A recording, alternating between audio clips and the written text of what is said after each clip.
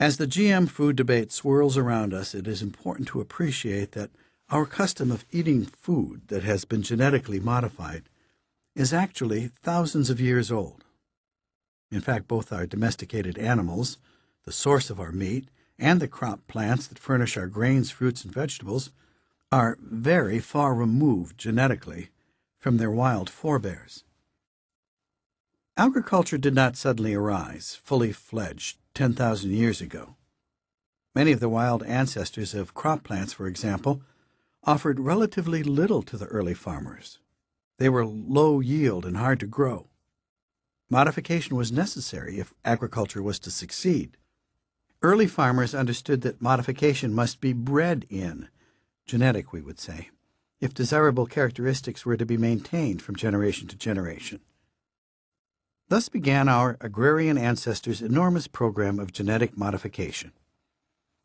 And in the absence of gene guns and the like, this activity depended on some form of artificial selection, whereby farmers bred only those individuals exhibiting the desired traits.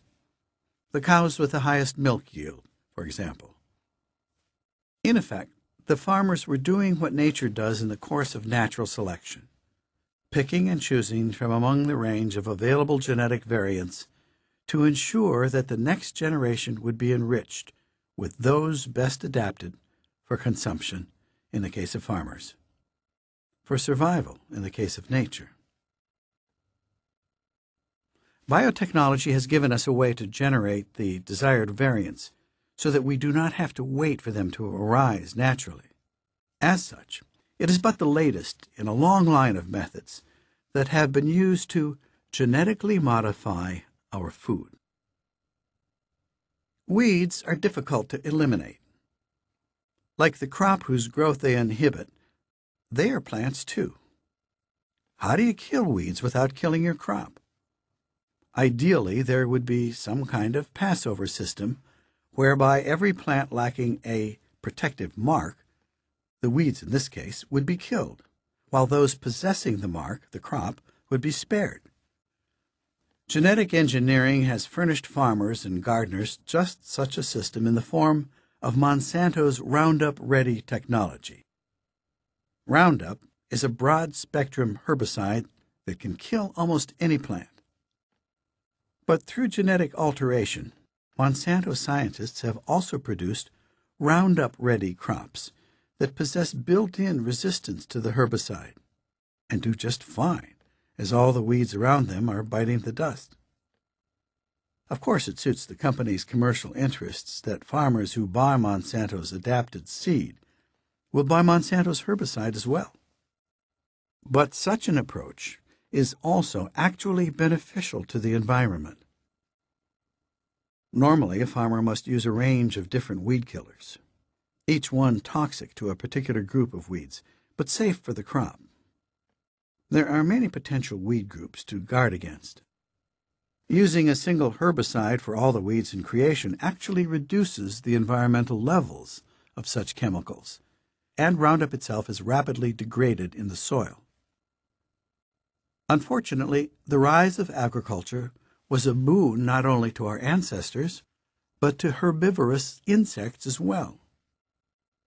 Imagine being an insect that eats wheat and related wild grasses. Once upon a time, thousands of years ago, you had to forage far and wide for your dinner.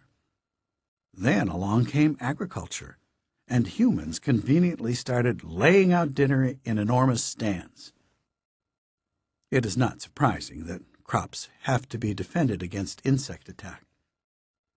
From the elimination point of view, at least, insects pose less of a problem than weeds, because it is possible to devise poisons that target animals, not plants.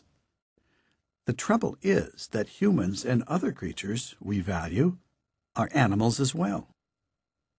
The full extent of the risks involved with the use of pesticides was not widely apparent until Rachel Carson first documented them. The impact on the environment of long-lived chlorine-containing pesticides like DDT, banned in Europe and North America since 1972, has been devastating. In addition, there is a danger that residues from these pesticides will wind up in our food.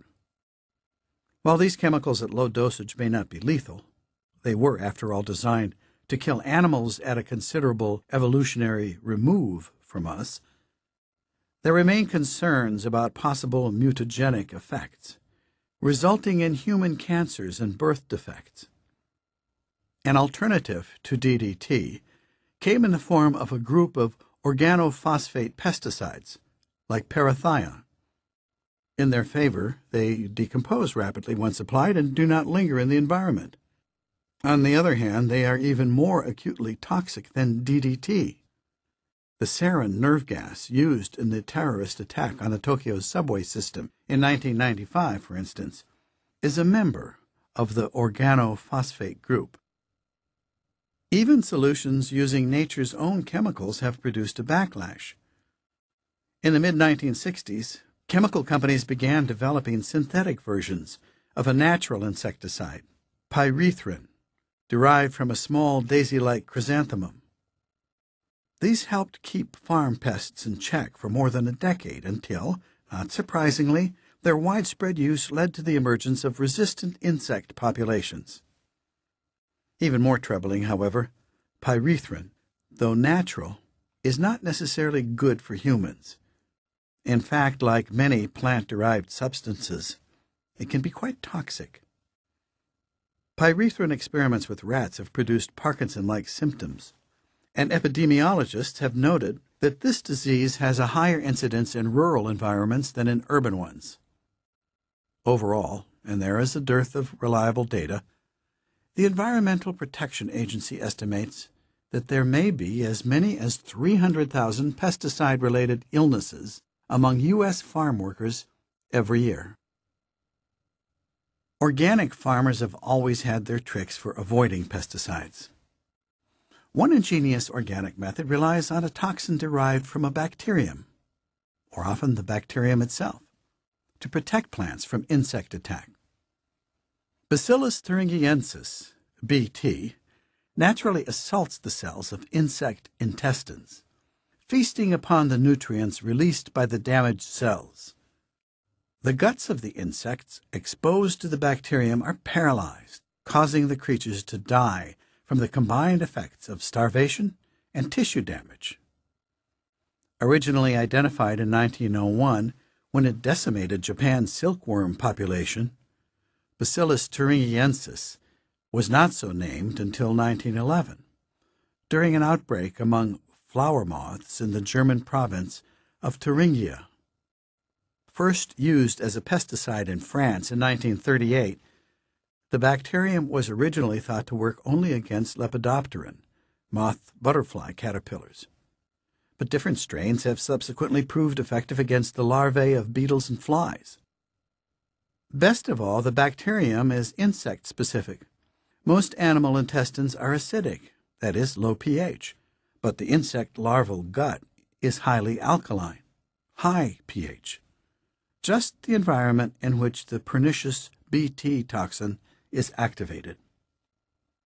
In the age of recombinant DNA technology, the success of Bacillus thuringiensis as a pesticide has inspired genetic engineers. What if, instead of applying the bacterium scattershot to crops, the gene for the BT toxin were engineered into the genome of crop plants? The farmer would never again need to dust his crops, because every mouthful of the plant would be lethal to the insect ingesting it.